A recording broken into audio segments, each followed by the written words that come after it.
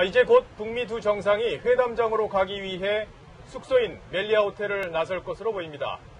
김 위원장과 같은 숙소에 묵고 있는 이동훈 기자에게 취재 뒷이야기를 좀 들어보겠습니다. 자, 이동 기자. 네. 어떻게 알고 김 위원장이 거기 묵을지 어떻게 알고 예약을 했는지 그 과정도 좀 궁금합니다. 네, 사전 정보가 있었던 건 아니고요. 그동안 북한 인사들이 베트남 하노이에 왔을 때 묵었던 호텔들 중 가능성 높은 곳을 추려서 일찌감치 예약을 했고 예상대로 멜리아 호텔이 낙점됐습니다. 이번에 북한이 정말 비밀주의 나라라는 것을 실감했는데요. 베트남 정부에도 김 위원장이 어디에 묵을지 미리 알려주지 않았고 평양에서 출발할 때쯤이야 가닥이 나왔습니다. 저 같은 경우에는 김 위원장 도착 전날 제 방으로 쪽지 하나가 왔는데요. 바로 멜리아 호텔에서 내일부터 북과 정상이 이 호텔에 묵으니 보안을 강화하겠다, 양해해달라 이런 공지를 투숙객에게만 따로 보냈습니다. 그랬군요. 그 메일에서 결국에는 김정은 위원장이 묵을 가능성이 드러난 건데 네. 그렇다면 숙소에서 김 위원장도 직접 봤습니까? 네, 직접 볼 수 있었습니다. 지금 멜리아 호텔은 투숙객이어도 김 위원장이 로비를 지나갈 때는 1층 호텔 레스토랑에 사실상 이제 감금해서 김 위원장의 동선을 볼 수 없게 미리 차단을 합니다. 그래서 저도 간신히 김 위원장이 로비를 지날 때 호텔 레스토랑에 있는 구멍이 좀 뚫린 그런 벽이 있는데요. 거기를 통해서 간신히 볼 수 있었습니다. 그랬군요. 사실은 김 위원장이 묵는 숙소 중에서 직접 묵는 그 22층을 가봤느냐 이게 또 중요한 문제인데 저희가 어제 보도해드렸던 바에 따르면 영상을 저희가 입수했잖아요. 직접 가보신 겁니까? 저도 22층 프레지덴셜 스위트룸이 너무 궁금해서 한번 올라갔는데 제가 체크인을 했을 때는 이미 북한 경호원들이 올라와 있는 상황이어서 22층 엘리베이터에서 내리자마자 북한 경호원이 내려가셔라. 여기에 들어올 수 없다. 이렇게 해서 제가 22층에는 못 가봤습니다. 하지만 그 바로 밑에 층인 21층 스위트룸은 갈 수 있었는데요. 내부를 가보니 응접실도 있고 침실도 굉장히 고급스럽게 잘 꾸며져 있었습니다. 호텔 관계자에게 프레지덴셜 스위트룸과 뭐가 다르냐고 물어봤더니 프레지덴셜 스위트룸이 더 크고 그리고 내부 장식이 고급스럽다고 했습니다.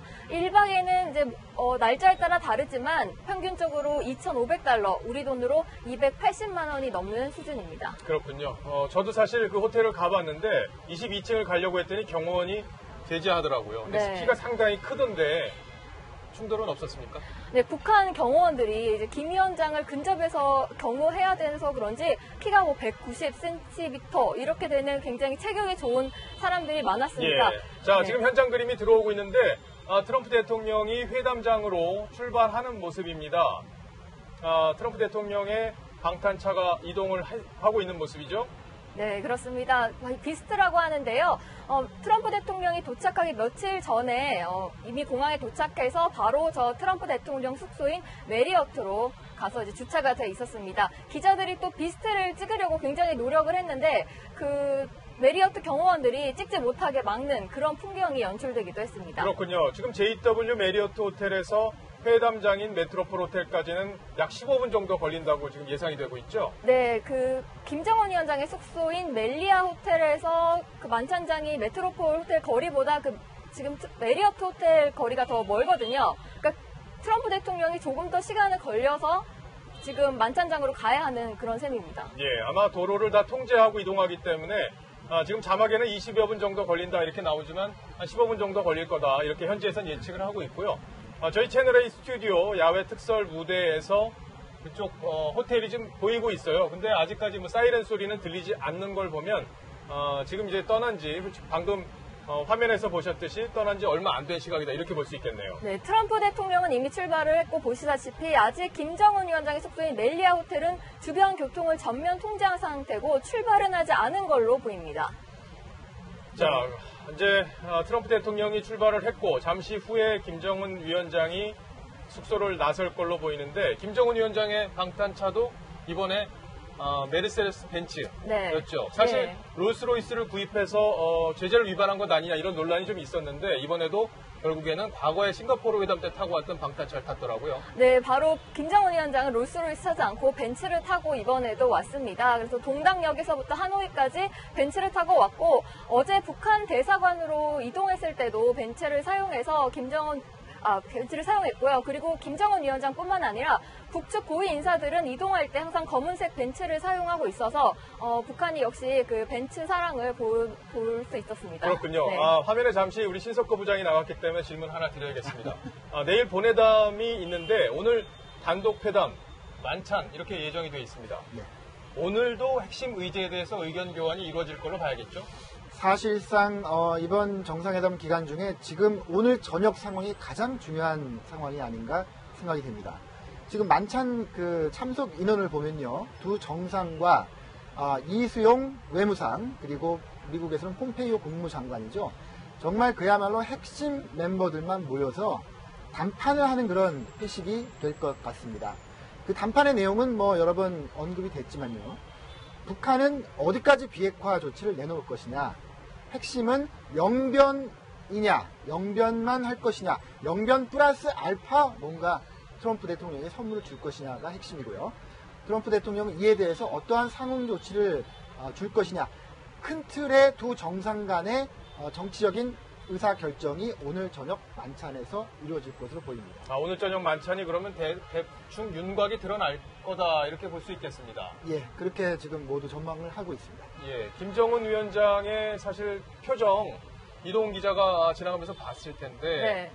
어떤 자신감이나 이런 것들이 좀 느껴졌는지 아니면 회담 어떤 분위기 이런 것들도 좀 엿볼 수 있지 않았습니까? 저는 뭐라 그래야 되죠? 김 위원장이 회담을 앞두고 굉장히 고뇌를 하는 거 아니냐 이런 느낌을 받았습니다. 김 위원장 사실 어제 북한 대사관을 갔다 온 이후에 오늘은 하루 종일 어떤 일정도 잡지 않았거든요.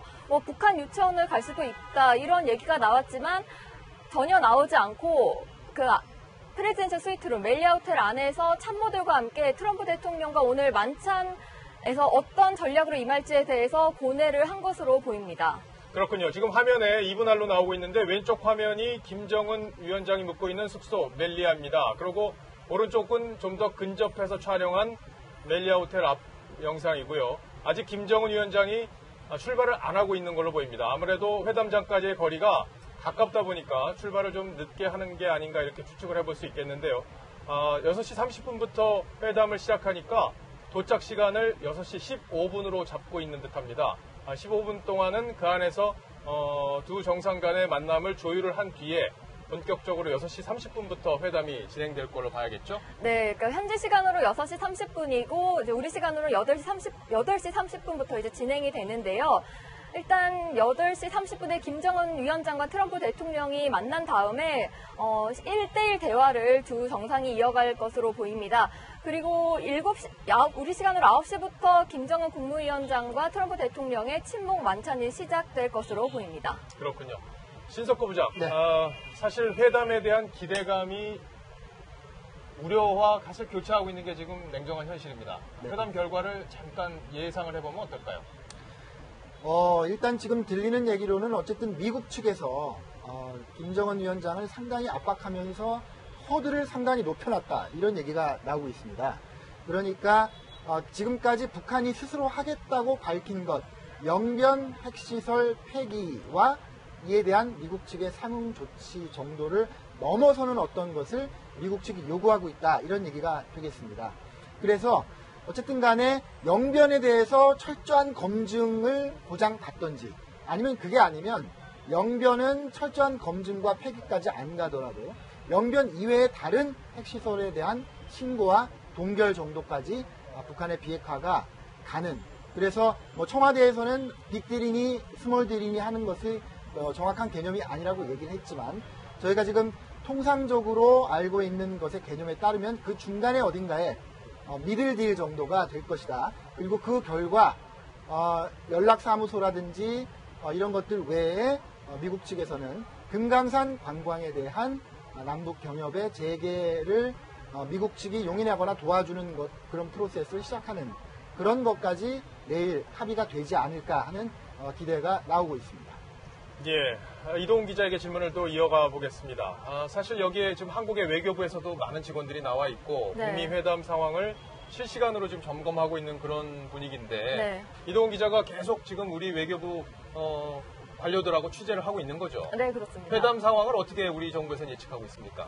일단은 굉장히 좀 조심스러운 상황이지만 긍정적으로 보고 있는 것 같습니다. 사실 우리 같은 경우에는 지금 남북 정상회담 개최 여부가 또 북미 정상회담에 달려있기 때문에 우리 정부도 이제 북미 정상회담의 성공적 개최를 바라고 있고요. 특히 우리 입장에서는 금강산 관광과 개성공단 재개가 가능한 것이지 이것이 또 관건이 될 수 있는데 지금 현실적으로는 금강산 관광 정도는 가능할 수 있지만 개성공단은 조금 어려울 수도 있지 않냐 이런 분위기가 감지되고 있습니다.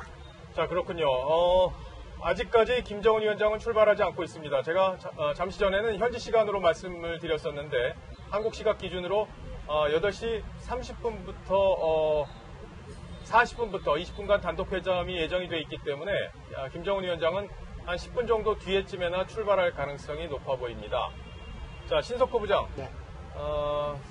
미국 분위기 생각보다 좀 강하게 밀어붙이고 있다 이렇게 볼 수 있죠. 사실 볼턴 보좌관이 오늘 회담장에 합류를 할 걸로 예상이 되면서 여러 가지 관측들이 나오고 있는데 미국의 어떤 요구사항 얼마나 좀 더 북한을 파고들지 이 부분에 대한 예측도 좀 해주시기 바랍니다. 그렇습니다. 그 복스라는 매체에서 상당히 좀 작은 규모의 합의가 될 것이다라는 보도를 했습니다. 그 보도에 대해서 여러 가지 논란이 있었습니다만은 어쨌든 미국 정부는 생각이 이런 것 같습니다. 지금 내년 11월에야 트럼프 대통령의 재선이 있게 되겠죠. 그래서 한 번은 더 회담을 해야 될 것이다라고 생각을 할 수 있습니다. 그러니까 이번 2차 북미 정상회담은 내년에 트럼프 대통령의 재선 전에 열릴 것으로 보이는 세 번째 혹은 네 번째 회담으로 가는 중간 정도의 그 징검다리 역할을 하는 회담이 되겠죠. 그래서 이번 회담에서 가능한 많이 북한의 양보를 얻어내야 내년 올가을이나 내년으로 예상이 되는 3차, 4차 회담에서 뭔가 정말로 국제사회가 환영할 만할 만큼의 북한의 비핵화 양보를 얻어낼 수 있다. 그런 전략인 것 같습니다. 네. 그래서 오늘 밤에 트럼프 대통령이 김정은 위원장을 강하게 밀어붙여서 최대한 영변 플러스 알파라는 성과를 얻어내기로 그렇게 내부적으로 전략을 짠 것으로 보입니다.